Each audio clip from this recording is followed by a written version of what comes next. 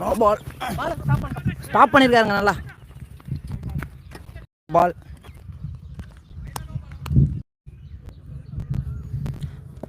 No ball. Free hit.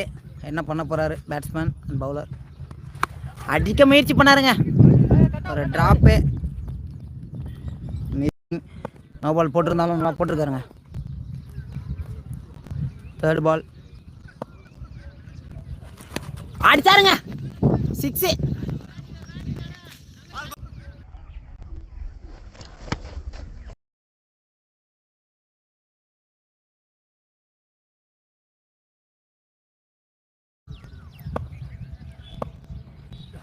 அடுத்த பால் catch.